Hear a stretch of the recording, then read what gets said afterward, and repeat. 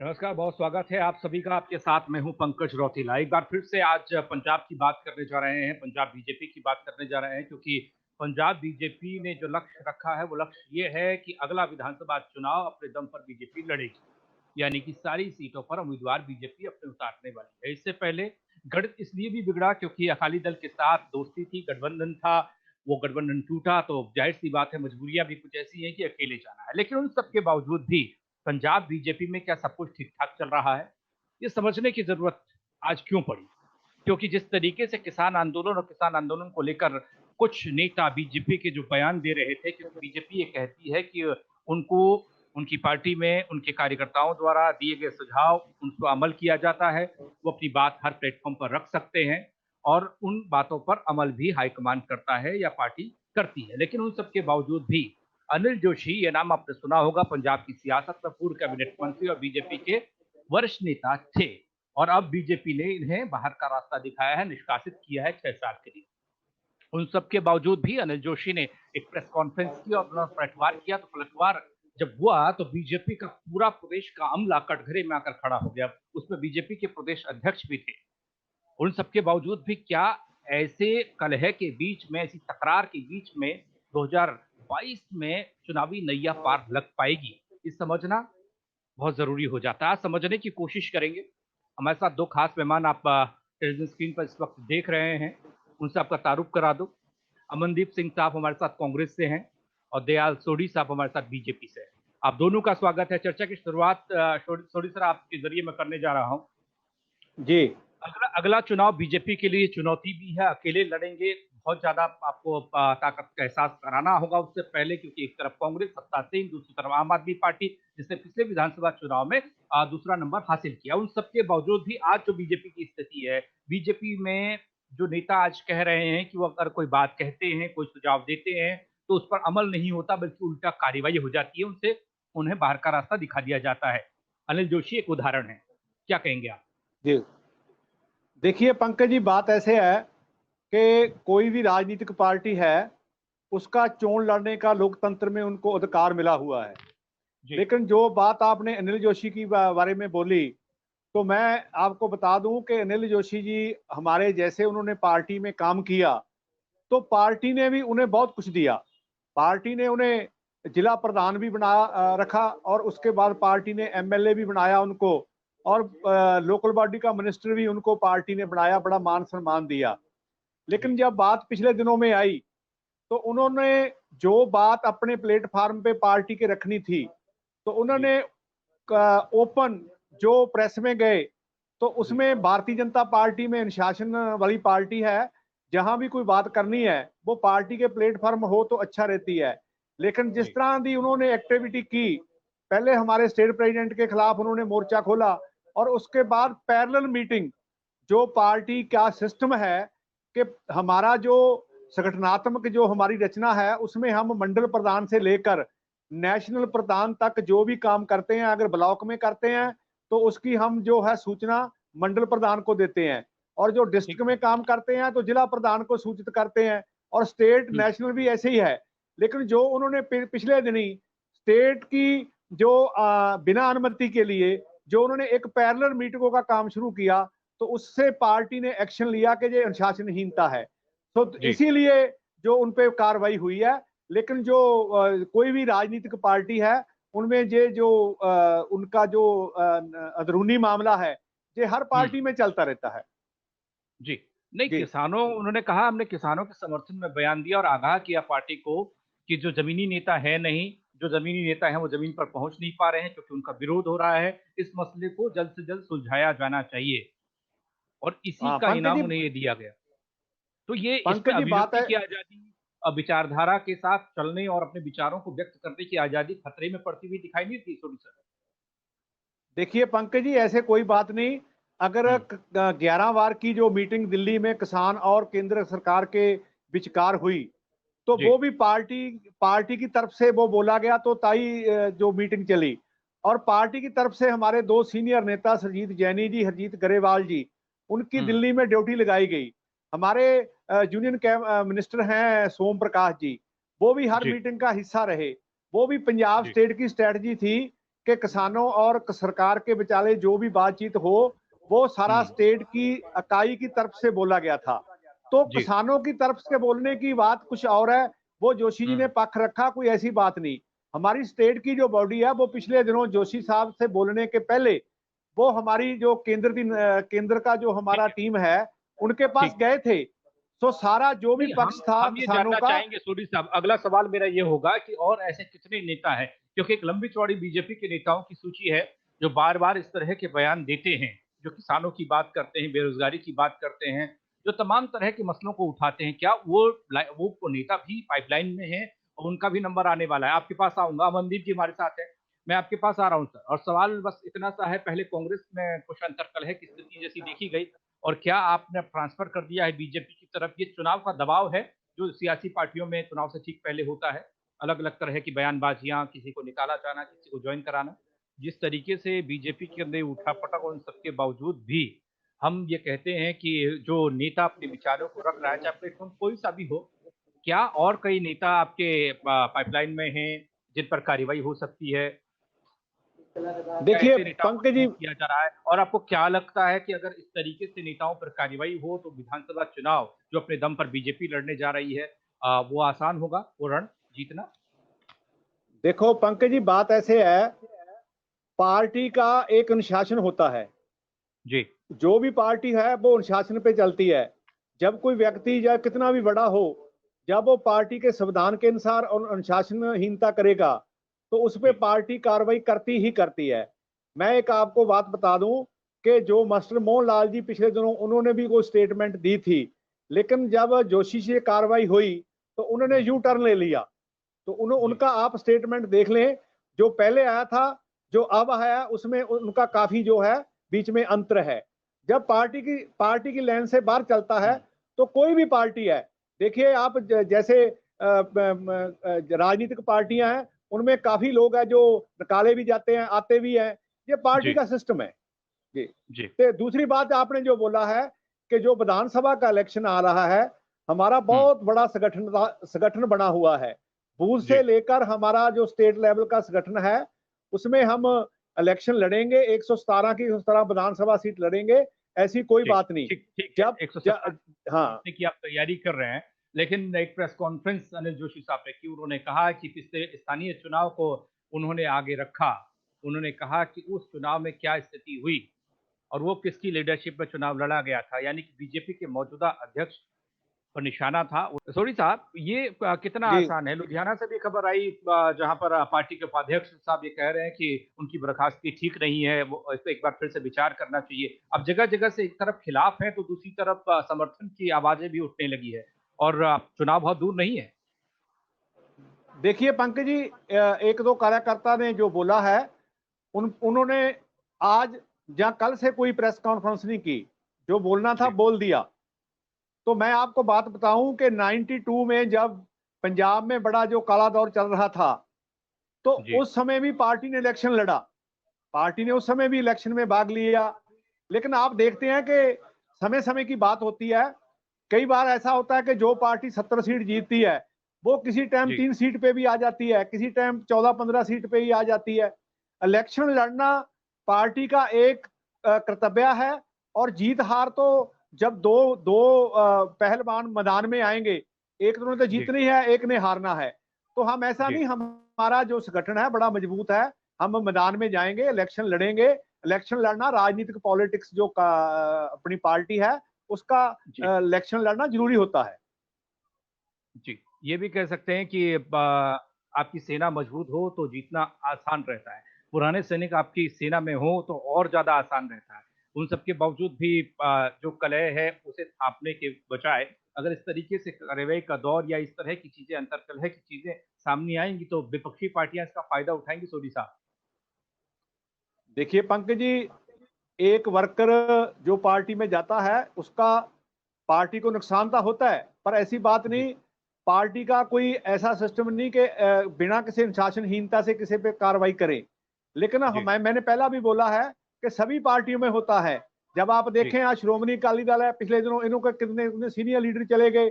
आम आदमी जी। पार्टी के कितने सीनियर लीडर थे, पहले जो हम दिल्ली की बात करें, जोगिंदर यादव जी जी। थे, पार्थ भूषण जी थे, तो ये आना जाना रहता है।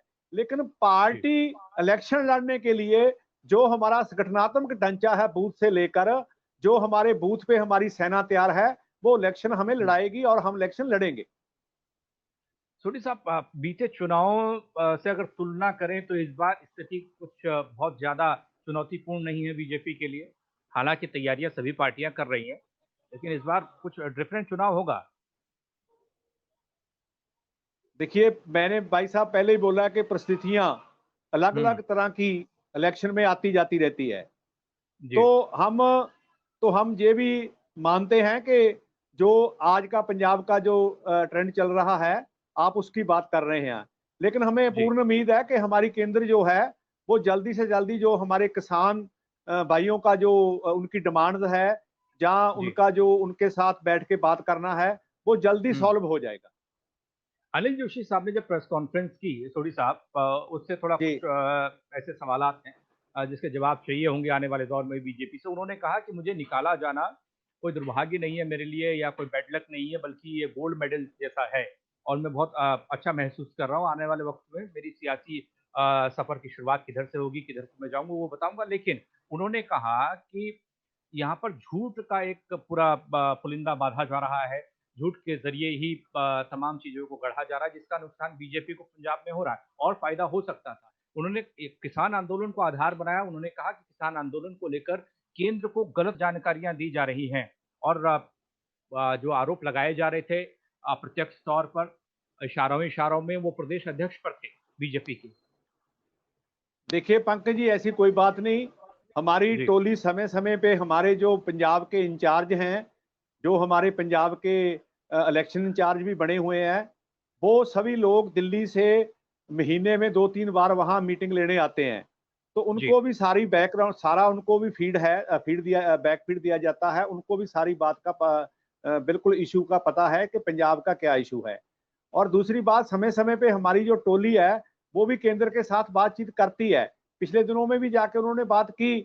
लेकिन जो जो भी बात पार्टी के प्लेटफार्म ऊपर करनी पड़ती है, तो वो पार्टी के प्लेटफार्म ऊपर हो तो अच्छा जी। है। जब कोई पार्टी की लाइन क्रॉस होती है, तो कोई भी पार्टी है, वो जो कोई ऐसा व्यक्ति करता है तो नहीं, उस पर सोढी साहब, अनुशासनहीनता की एक कार्रवाई। सवाल जी। का जवाब थोड़ा-सा आपसे चाहूँगा, क्योंकि हम जितना बीजेपी को सुनते और देखते आ रहे हैं, वो विचारों जी। की अभिव्यक्ति वाली बात जो हमारे संविधान में है, वो ही बीजेपी में भी है। ऐसा कहा जाता है, छोटा कार्यकर्ता बड़ा नेता बन जाता है, बड़ा मंत्री बन जाता है। ये देखा भी है, जी। प्रत्यक्ष को प्रमाण की ज़रूरत नहीं होती। लेकिन क्या कोई गाइडलाइंस कार्यकर्ताओं के लिए हैं या बड़े नेताओं के लिए हैं कि कौन से प्लेटफ़ॉर्म पे क्या बोलना है, कहाँ पर बोलना है? क्योंकि कोई नौसिखिए नेता तो नहीं थे। कोई कोई ऐसी चीज़ बनाई गई है क्या?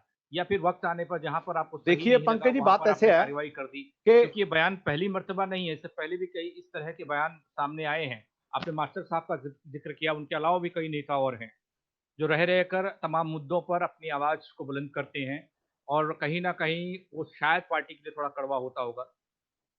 पंकज जी, मैंने जो बात आपसे बोली है कि स्टेटमेंट आती है, लेकिन स्टेटमेंट का बाद में खंडन भी हो जाता है। लेकिन जी।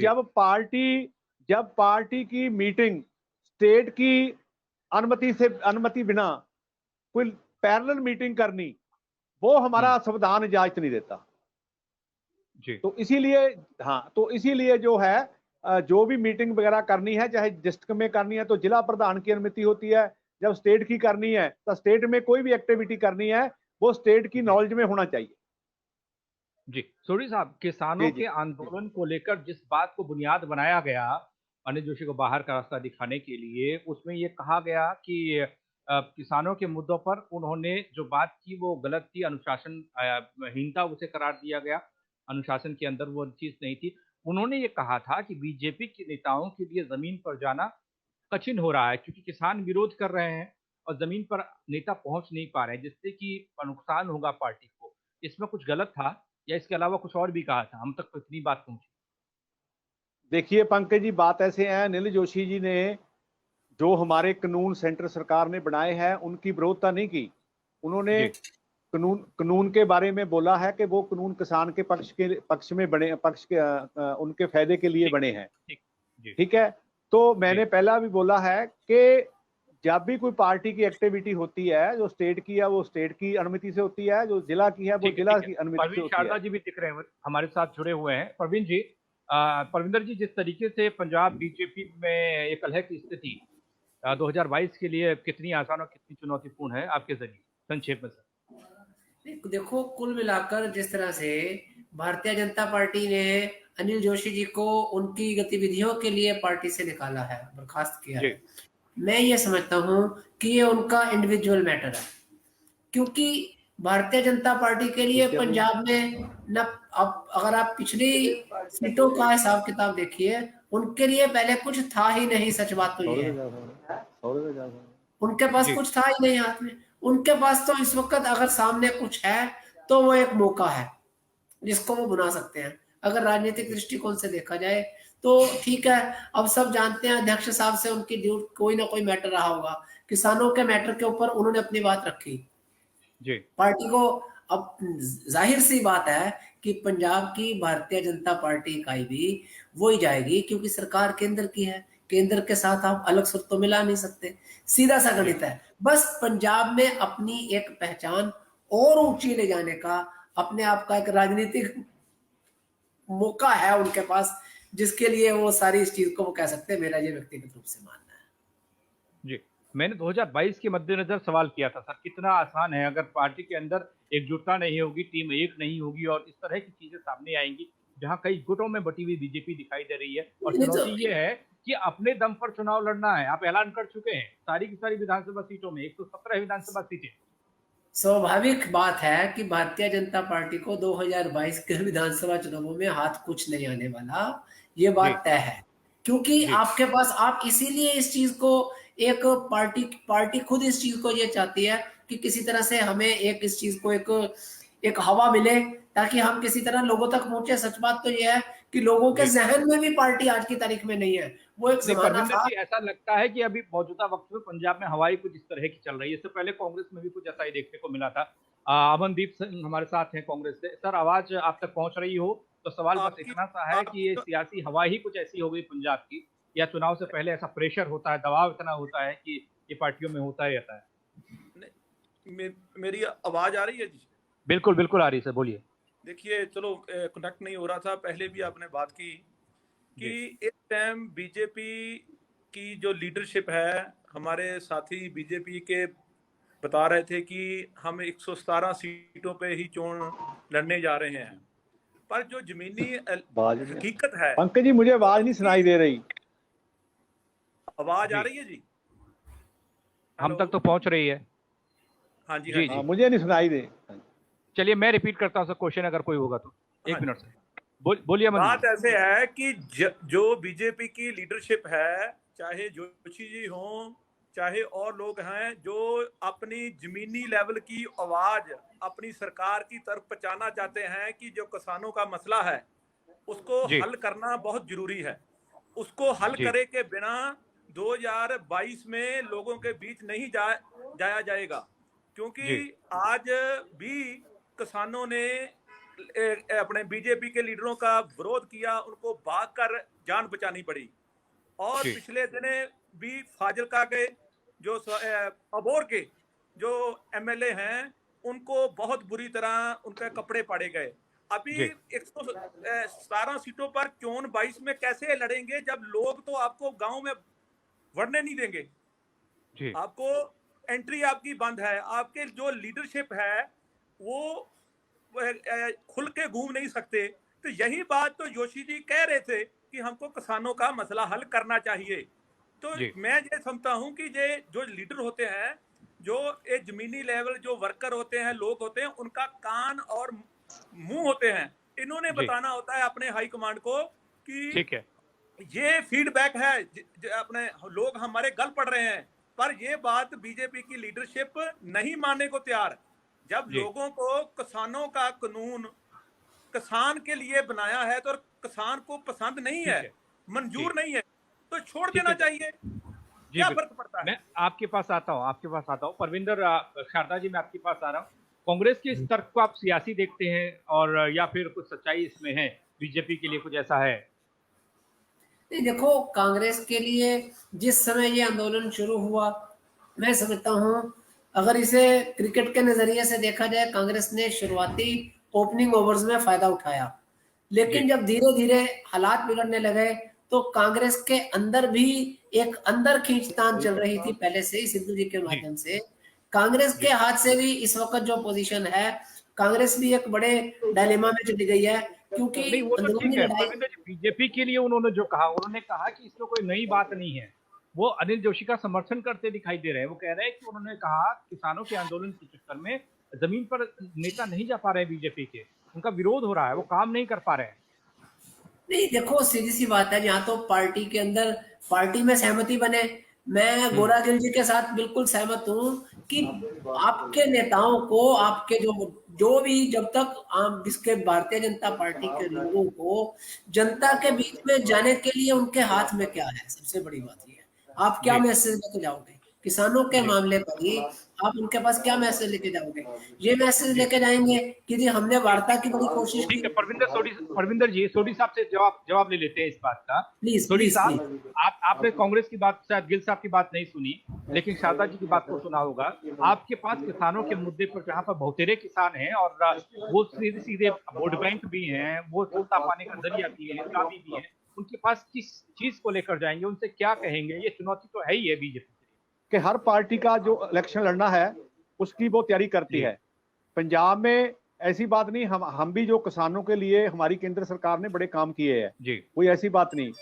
जो केंद्र की तरफ से वो जो है, जो किसान के खेती बिल बने हैं, उनकी भी बातचीत जल्दी शुरू हो जाएगी और टेबल टॉक पे बैठ के ये मसला भी सॉल्व हो जाएगा, ऐसी कोई बात नहीं है। चलिए ठीक है।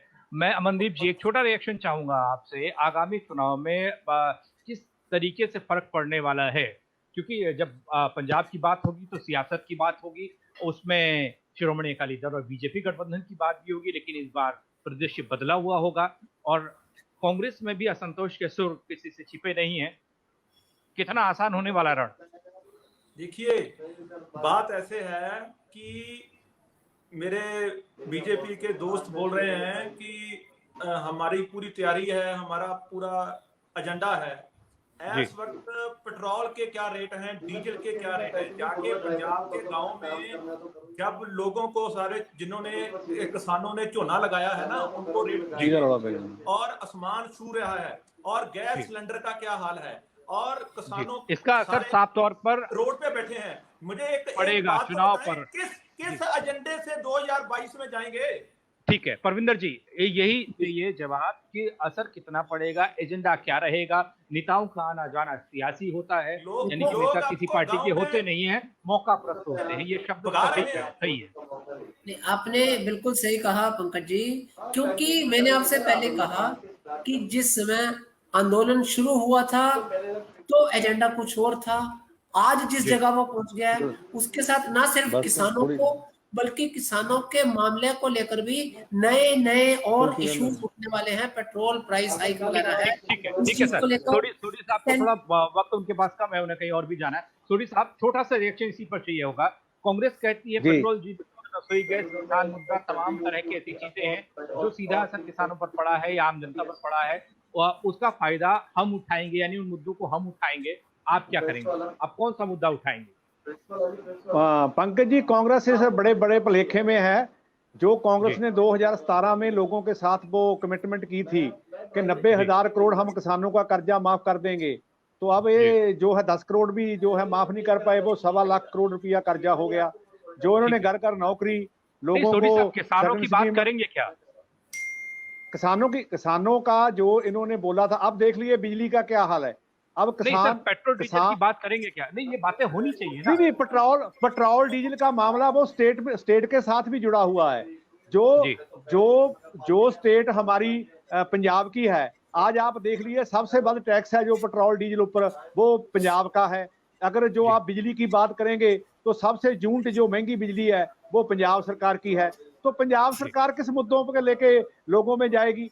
ये तो आप हर मुद्दों पे फेल हुए हैं, कोई ऐसी बात नहीं। गिल साहब कुछ कहना चाहते हैं? जल्दी से सर प्लीज। मैं पूछना चाहता हूं कि जो पंजाब के ऊपर जो कर्जा चढ़ा है उसके लिए जिम्मेवार कौन है? पिछले 10 साल अकाली दल बीजेपी हाँ, पंजाब के ऊपर करने का जिम्मेदार कौन है, लेकिन तुम्हें इजाजत नहीं दे पा रहा गिल साहब। आपका सवाल बड़ा महत्वपूर्ण था। चलिए बहुत शुक्रिया आपका हमारे साथ जुड़ने के लिए अमनदीप सिंह गिल साहब, और सोडी साहब आपका भी बहुत बहुत शुक्रिया। परमिंदर शारदा जी लेकिन बहुत शुक्रिया, आपने वक्त निकाला। लेकिन इन सबके बीच सवाल सिर्फ इतना सा है कि पंजाब के रण में उतरने से पहले सबको कमर कसनी है, यानी कांग्रेस को भी, बीजेपी को भी, अकाली दल को भी और आम आदमी पार्टी को। नेताओं को जोड़ना भी और नेताओं का बिखरना भी चलता रहेगा, क्योंकि चुनाव नजदीक है। चुनावी मौसम में अक्सर ऐसी तस्वीरें निकलकर सामने आती है, लेकिन बेहतर वही साबित होता है जो तमाम चुनौतियों से पार पाकर जनता को सही तरीके से, सही बातों से अपनी तरफ से आकर्षण बना रहे, आकर्षित करे, वही वोट पाए। और ऐसी स्थिति आज बीजेपी की बनी हुई है। बीजेपी में कई धड़े दिखाई दे रहे हैं, खासकर किसान आंदोलन के बाद से। साफ तौर पर जैसे अनिल जोशी ने अपने प्रेस कॉन्फ्रेंस में उससे पहले जो बात कही, उन्होंने कहा किसानों को लेकर जो प्रदेश बीजेपी है, जिसके अध्यक्ष अश्वनी जी हैं, वो केंद्र को गलत तरह की जानकारियां दे रहे हैं, जिससे कि कार्रवाई नहीं हो पा रही है। उन्होंने साफ कहा कि हमारा बाहर निकलना, वोट जनता के बीच बजाना और आगे वोट मांगना दूभर हो जाएगा। ऐसे में कैसे इस ऐलान पर, यानी कि जो हमने कहा है कि हम 117 सीटों पर अपने दम पर चुनाव लड़ेंगे और सत्ता में आएंगे, पंजाब में सत्ता हमारी होगी, वो इतनी आसान कैसे हो सकती है। इन सबके बावजूद ही तमाम चुनौतियां हैं, लेकिन बीजेपी अपने तरीके से काम कर रही है। 6 साल के लिए बाहर का रास्ता दिखाया गया। अभी भी कई ऐसे नेता हैं जो बार बार इस तरह के बयान देते हैं। अब देखना यह है कि ऐसे और कई नेताओं पर गाज गिरती है या फिर कुछ और दिखाई देता है, क्योंकि अनिल जोशी को लेकर भी हमदर्दी दिखाई दे रही है। उनके समर्थन में भी कई लोग ये कहने लगे हैं कि पार्टी को एक बार फिर से विचार करना चाहिए, क्योंकि पूर्व कैबिनेट मंत्री हैं, बीजेपी के वरिष्ठ नेता है। अभी तो आने वाला वक्त बताएगा कि बीजेपी किस रणनीति के साथ आगामी चुनाव में उतरती है, तब तक ये देखना होगा। लेकिन उन सब के बावजूद भी सवालों का सिलसिला जारी रहेगा, सवाल खत्म होने वाले नहीं है। फिलहाल आप सभी का हमारे साथ जुड़ने के लिए बहुत शुक्रिया। नमस्कार।